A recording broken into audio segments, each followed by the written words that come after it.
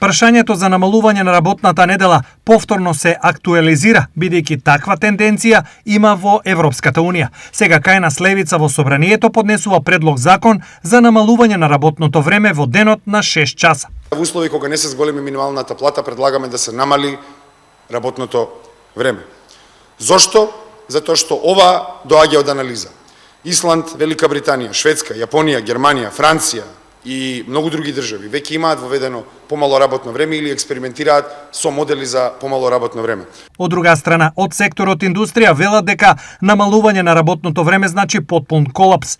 Работодавачите тврдат дека нашите работници имаат 50% продуктивност од европската. Од она што досега сум го видел и во оние пилот проекти во некои држави, никаде не е воведено во целата индустрија и во сите гранки, туку само во одредени креативни дејности каде што седењето на работниците на работното место не е услов за поголема продуктивност.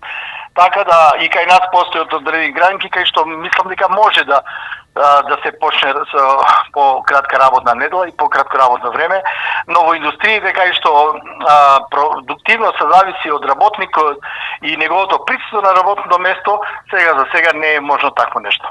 Од друга страна, за само една деценија работната недела во Европската Унија е скратена за 1 час, но разлики помеѓу земјите има. Во Холандија работната недела е 32,1 час, 39,8 во Грција, но во Турција е повеќе од 44 час. Македонија, Грција, Бугарија и Србија се уште работат најдолго во Европа.